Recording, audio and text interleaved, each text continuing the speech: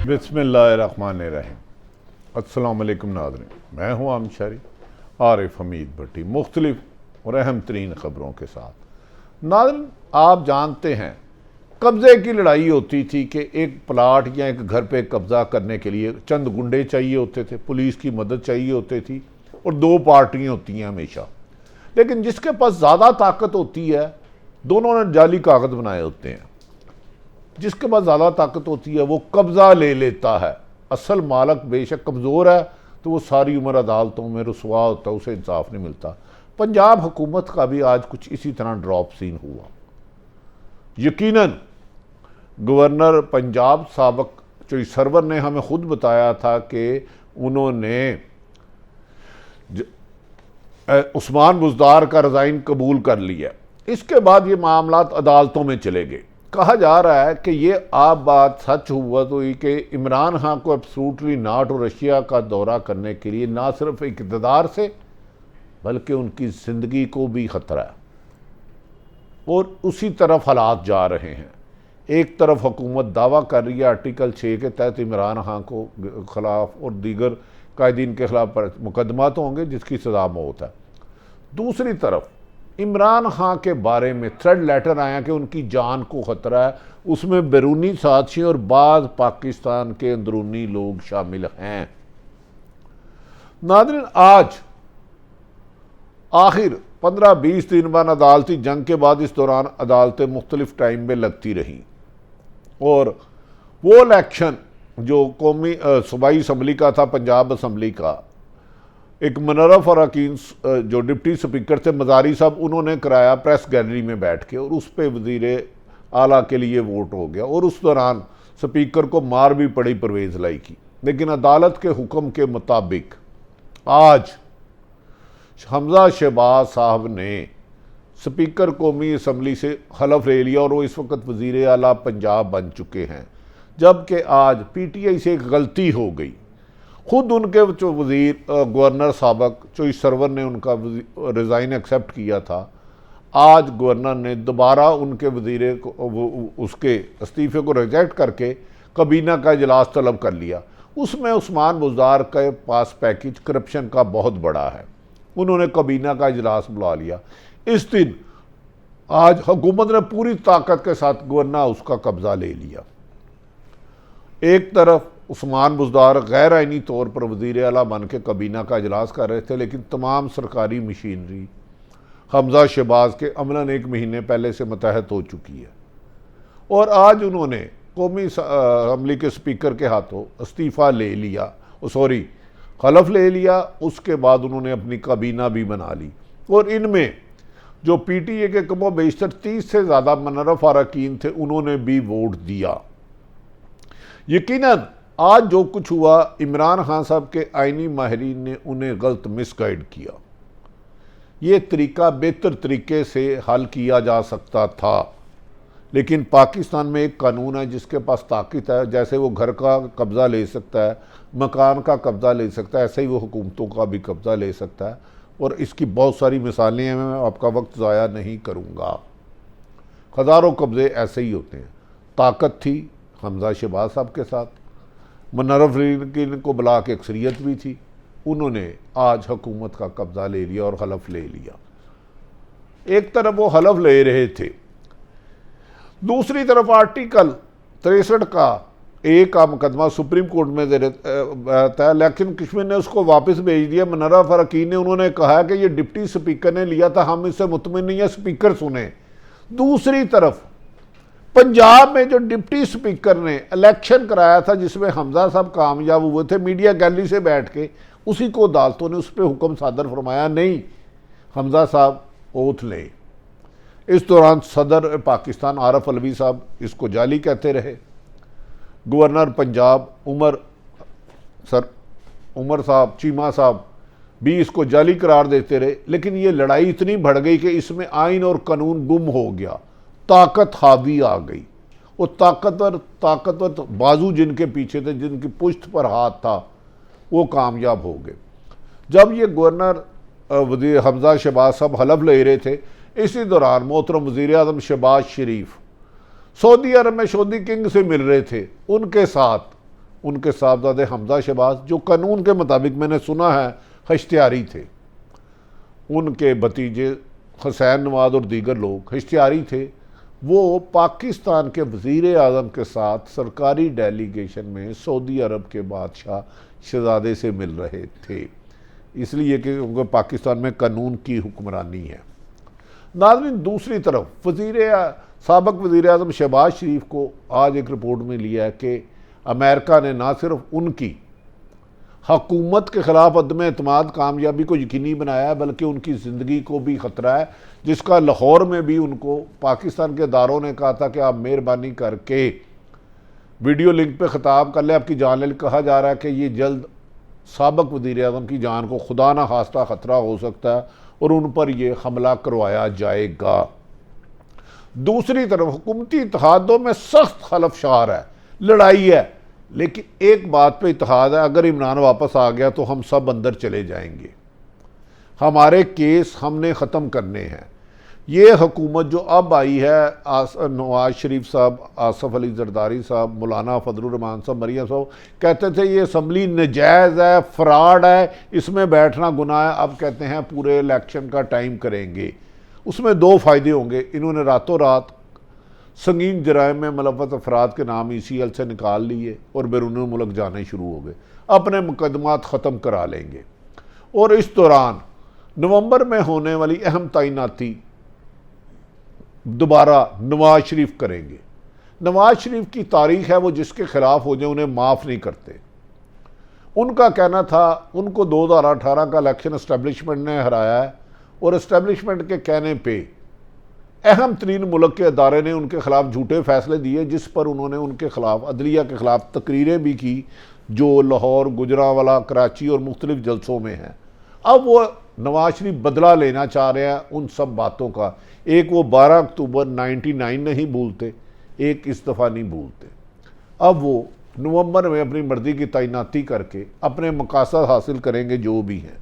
दूसरी तरफ इमरान खान के लिए वक्त गुजरता जा रहा है, उनके नादान लोग उन्हें हुकूमत के ख़िलाफ़ एहतजाज की गाल, धरने की काल देने की बजाय डिले कर रहे हैं, ताकि अवाम की जो बहुत ज़्यादा मकबूलियत हो गई है वो कम हो सके। इमरान खान का दौर कोई मिसाली नहीं रहा, लेकिन जिस बात पे उन्होंने स्टैंड लिया, एब्सोल्युटली नॉट, अमेरिका की गुलामी नामंजूर, रशिया जाने का फ़ैसला किया, इस्लामफोबिया को चैलेंज किया, उसकी वजह से लोगों में उनकी हमदर्दी बढ़ गई। लेकिन कुछ लोग चाहते हैं अगर इमरान खान ने फौरी तौर पर इस्लामाबाद एहतजाज की काल दे दी तो ये हुकूमत जो सोतनों की तरह आपस में लड़ रही है, एक एक ओहदे पर लड़ाई हो रही है, ये सिर्फ उस वक्त तक इकट्ठे हैं जब तक इमरान खान है। अगर खुदा ना खास्ता उसको नुकसान होता है तो पीपल्स पार्टी और नून लीग के रास्ते चंद मिनटों में ही जुदा हो जाएंगे और आइंदा एक दूसरे के मद्दे मुकाबल इलेक्शन करेंगे, इलेक्शन लड़ेंगे। लेकिन इमरान खान की हुकूमत गिराने और उसको अमेरिका की साजिश को हुक्म की तकमील के लिए सारी जमातें इकट्ठी हो गई हैं। बहरहाल जो मस्जिद नबी में वाक़या हुआ नहीं होना चाहिए था, हमारे लीडर हैं, उस घर में तो ऊंची आवाज़ से बोलने का भी हुक्म नहीं है। बड़े बदनसीब लोग हैं जहां उन्होंने वादे लगाई। लेकिन मैंने कल भी कहा था कि वज़ीर आज़म अल्लाह के घर गए हैं, उन्हें माफ़ कर देना चाहिए, लेकिन उन्होंने किया गलत है, उसकी काबिल तकलीफ़ है। नाज़रीन, दूसरी तरफ साबिक़ वज़ीर आज़म इमरान खान के खौफज़दा हो ही नहीं रहे, हुकूमत उनसे छीन ली गई। आर्टिकल 6 का उनके खिलाफ मुकदमा किया जा रहा है। ईद के बला कमो बेशतर उनके सैकड़ों लोगों को मुख्तलिफ मुकदमात में गिरफ्तार करने की प्लानिंग बना ली है, जिसका उनको पता भी चल गया है। लेकिन आज वो इसके बरक्स, जिसकी ज़िंदगी को ख़तरा हो, हुकूमत गैर मुल्की ताकतें और पाकिस्तान के ताकतों ने आला कर छीन ली हो, आज वो लाखों लोग बगैर किसी सिक्योरिटी के इस्लामाबाद में लोगों में घुल मिल गए। कहा जा रहा है इस वक्त भी उन पर हमला हो सकता था, बैरूनी ताकतें करा सकती थी, तीसरी कुव्वत या कोई भी। खान के कहा कि वो इस हुकूमत के खात्मे के लिए जद्दोजहद करेंगे। खान का दबंग अंदाज, लाखों धमाक के बावजूद आज इमरान खान इस्लामाबाद अवाम में चले गए। ना कोई सिक्योरिटी, ना गनमैन, ना रॉकेट लॉन्चर, लेकिन दुश्मन अमेरिका, दुश्मन इसराइल, दुश्मन भारत, लेकिन कप्तान आज अकेला चले गया मैदान में। एक तरफ हुक्मरानों का इंतकाम, जिनके खिलाफ मस्जिद नबवी में नारे नहीं लगने चाहिए थे जो लगाए गए। दूसरी तरफ साबक वज़ीर आज़म इमरान खान बगैर सिक्योरिटी के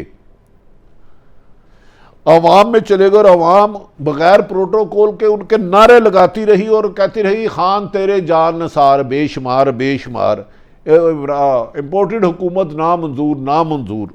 लोग हैरान ज़दा थे, इल्तिजा कर रहे थे कि इमरान खान साहब खुदा के लिए आप इस हुकूमत को ज़्यादा टाइम ना दें, जल्दी एहतजाज की, धरने की, लॉन्ग मार्च की कॉल दें। जितनी देर ये हुकूमत रहेगी उतनी देर हमारे पाँव में गैर मुल्की ताकतों की बेड़ियाँ और जंजीरें मजबूत होती जाएंगी। नाज़रीन, हाँ को ख़तरा है आलमी ताकतों से, अंदरूनी दुश्मनों से, लेकिन उनका वहाँ जाना मेरे ख्याल में मुनासिब नहीं था। उनके लोगों को समझाना चाहिए। इसी तरह बेनज़ीर भुट्टो शहीद हो चुकी हैं। लिहाजा इमरान खान ने कहा कि मुझे अपनी ज़िंदगी की परवाह नहीं, मेरी इक़्तिदार तो छीन लिया, मैं तो मुल्क की खुद मुख्तारी, आज़ादी और मीर जाफ़र और सादकों के ख़िलाफ़ जंग कर रहा हूँ। क्या इमरान खान का इस जंग में 22 करोड़ अवाम साथ देगी? इस जद्दोजहद में जो इस हुकूमत के ख़ात्मे के लिए कह रहे हैं, जो इम्पोर्टेड हुकूमत है, ये तो अब अवाम पर डिपेंड करता है। कहा जा रहा है कि इमरान खान ईद के बाद कॉल दे सकते हैं, जबकि मौलाना फजलुर रहमान, आसफ अली जरदारी और अख्तर मैंगल में इस वक्त पाकिस्तान की सदारत और अहम ओहदों पर इख्तलाफात शुरू हो चुके हैं। ताहम वजारतों की बंदर बांट और मनपसंद अफसरों की तैनातियाँ जारी हैं और कहा जा रहा है कि खासी कसर निकाली जाएगी। दूसरी जानिब नाज़रीन, मैंने आपको बताया अभी, इमरान खान को किसी ने पंजाब के इशू पर मिसगाइड किया था। मेरी इतलात के मुताबिक जब साबिक चीफ जस्टिस साकिब निसार उन्हें मिले, उन्होंने कहा आपको सुप्रीम कोर्ट की जजमेंट मान जानी चाहिए थी जो डिप्टी स्पीकर की थी, आपको अदलिया के ख़िलाफ़ नहीं बोलना चाहिए, आप अवाम की जद्दोजहद करें।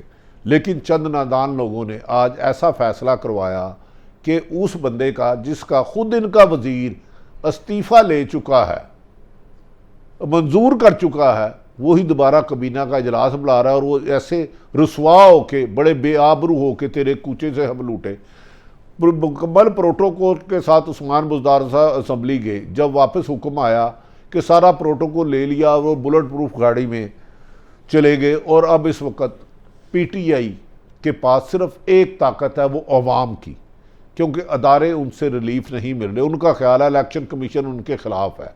इलेक्शन कमीशन किसी भी सूरत में उन्हें कोई भी फेवर नहीं देगा और पीटीआई को बैन भी कर सकता है और इनके लोगों की गिरफ्तारियां भी ईद के बाद शुरू हो सकती हैं।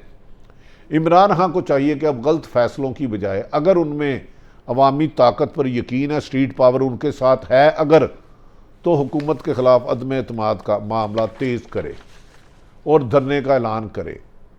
आज हमजा वज़ीर, आज ये सच है, आइन और कानून के मुताबिक, जो पाकिस्तान में ना आइन है ना कानून है, पाकिस्तान में कब्ज़े की जंग होती है। वज़ीर आज़म आइनी तौर पर जो कागज़ों में आइन है, शहबाज शरीफ है मियाँ, उनके साहबजादे हमजा शहबाज पंजाब के वज़ीर आला हैं और वो मरीम नवाज़ के साथ वजारत आला का हलफ लेने गए।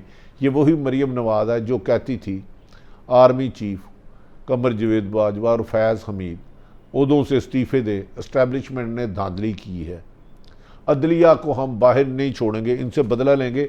एक मुस्लिम लीग नून के बच्चों ने कहा था हम इनके लिए पाकिस्तान की जगह तंग कर देंगे, लेकिन शायद उनकी धमकियों की वजह से अदारे बैकफुट हुए और दोबारा हुकूमत उनको मिल गई।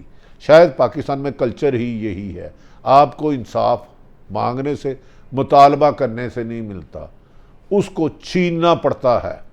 वो एक घर का कब्ज़ा हो, एक मोटरसाइकिल की गाड़ी का कब्ज़ा हो या इक़्तिदार का, बैरूनी ताकत हो तो आपके वारे न्यारे। लिहाजा इस वक्त मुस्लिम लीग नून पीपल्स पार्टी के वारे न्यारे, उन्होंने पंजाब और वफाक पर कब्ज़ा कर लिया, मुंतही वज़ीर आज़म और वज़ीर आला बन गए। लेकिन इसके पीछे बड़ी लंबी चौड़ी कहानियाँ हैं, किस किस तरह बने, कौन कौन इनका था। इमरान खान जिस तरह आज प्रोटोकॉल के बाद इस्लामाबाद गए, यही जुल्फ़िकार अली भुट्टो करते थे, अवाम में चले जाते थे। लेकिन उनके लोगों को समझाना चाहिए कि अगर इमरान खान जाते रहे तो उनकी अमेरिका और पाकिस्तान में उनकी ज़िंदगी के दुश्मन हैं, उनके ख़िलाफ़ मुकदमात से उनकी ज़िंदगी को भी ख़तरा है। अल्लाह ताला पाकिस्तान के लिए बेहतर करे।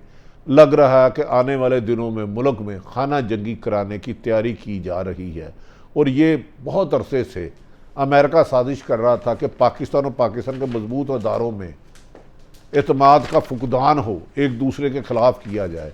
लेकिन अदारे हमारे हैं, हम उनके हैं, अदारे हमें यकीन है। अगर कोई एक आधा आदमी गलत करता है तो अदारों की कुर्बानियों को नज़रअंदाज नहीं करना चाहिए।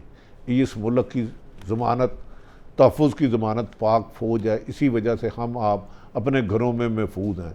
अगर कोई सियासी इंटरफेरेंस हो रही है, कोई सरकारी अदारा गलत रोल अदा कर रहा है, तो उसे फौरी तौर पर पीछे हो जाना चाहिए, वरना हालात की ख़राबी के ज़िम्मेदार ये सियासतदान हैं और ये मुल्क में अमन की बजाय खाना जंगी कराने जा रहे हैं। कल जो पाकिस्तान के लिए बेहतर हो। पाकिस्तान जिंदाबाद।